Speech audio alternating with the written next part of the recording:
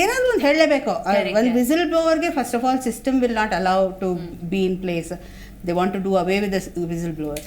ಅದರಲ್ಲೂ ವಿಮೆನ್ ಇದ್ದರೆ, ಔಟ್ಸ್ಪೋಕನ್ ಇದ್ದರೆ ಅವ್ರನ್ನ ಇನ್ನೂ ಒಂದು ನೇಪಥ್ಯಕ್ಕೆ ತಕ್ಷಣ ತಳ್ಳುವಂಥ ಒಂದು ಪ್ರಯತ್ನ ಭಾಳ ನಡೀತಾವೆ. ಸೊ ಏನೋ ಅಂತ ಹೇಳೋದು, ಬಟ್ ಅದಕ್ಕೆಲ್ಲ ನಾವು ಕುಗ್ಗಬಾರ್ದು. ಯಾಕಂದ್ರೆ ನಮ್ಮ ಮನಸ್ಸಾಕ್ಷಿ ನಮಗೆ ಗೊತ್ತಿರುತ್ತೆ. ಹಾಗಾಗಿ it is very necessary to for ourselves to be clean and ethical. ಯಾಕಂದರೆ ಯಾರು ಏನೇ ಅಂದರೂ ನಮಗೆ ಗೊತ್ತಿರುತ್ತೆ ನಾವೇನು ಅಂತ. ಸೊ ಮತ್ತು ಯಾರೇನೇ ಹೇಳಿದ್ರು ನಾವು ಸರಿ ಇದ್ದರೆ ಮುಂದೆ ಏನೇ ಕಷ್ಟ ಬಂದರೂ we can face it, ಎದುರಿಸ್ಬೋದು.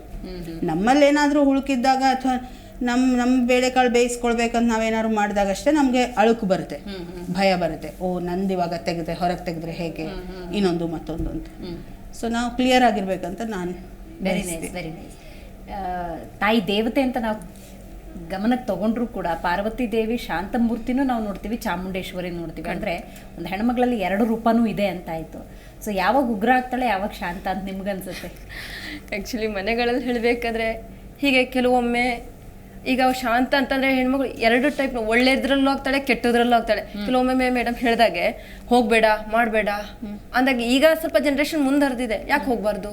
But ನನಗೆ I agree, but still disadvantage ಮಾಡ್ಕೊಳ್ಳೋದು ಅಥವಾ ಅಡ್ವಾಂಟೇಜ್ ತಗೊಳ್ಳೋ ಹೆಣ್ಮಕ್ಳು ಸ್ವಲ್ಪ ಜಾಸ್ತಿ. ಖಂಡಿತ ಮೇಡಮ್, ಎಲ್ಲ ಯಾಕಂದ್ರೆ ಅವ್ರು ಎಷ್ಟು ನಮ್ಗೆ ಕೊಡ್ತಾ ಇದೆ ಅನ್ನೋಕ್ಕಿಂತ ನಾವು ಅದನ್ನು ಮಿಸ್ಯೂಸು ಮಾಡ್ಕೊತಾ ಇದ್ದಾರೆ ಹೆಣ್ಮಕ್ಳು.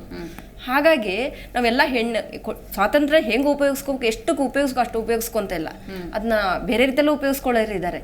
ಅದೇನಾಗ್ತಿದೆ, ಇನ್ನೂ 4 ಗೋಡೆ ಒಳಗಡೆ ಇರೋರಿಗೆ ಅದು ತುಂಬ ಪ್ರಾಬ್ಲಮ್ ಆಗುತ್ತೆ.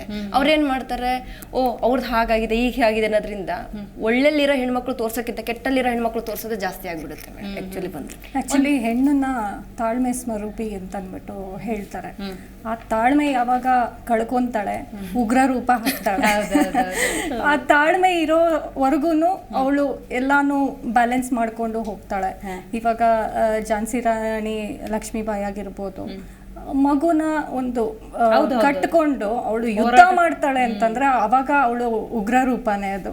ಅದೇ ತರ ಮನೆ ಎಲ್ಲ ಏನೇನೋ ಅವ್ರ ಗಂಡನ್ ನೋಡ್ಕೊಳೋದಾಗ್ಲಿ ಅಥವಾ ಸಂಸಾರನ ನೋಡ್ಕೊಳೋದಾಗ್ಲಿ ಎಲ್ಲ ಮಾಡ್ಕೊಂಡು ಹೋಗ್ತಾಳೆ ಅಂದ್ರೆ ಅದು ಶಾಂತ ರೂಪ ಆಗಿರ್ಬೋದು.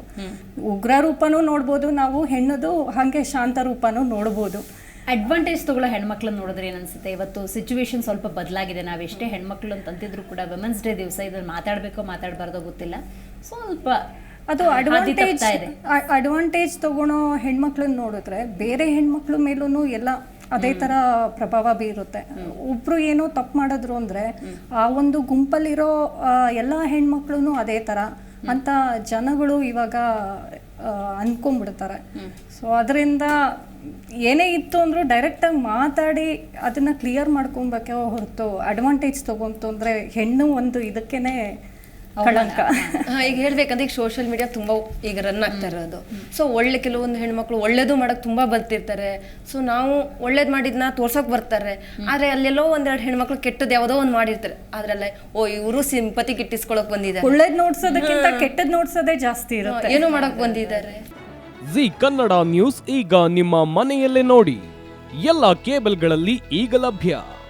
ಸನ್ Direct 292, Jio TV 1334, U digital 162, City cable 51, GTPL 17, Abhishek cables 821, Rock Line telecommunication 51, Shri Basaveshwara number 60, Vinayaka digital number 53, in digital number 896ರಲ್ಲಿ.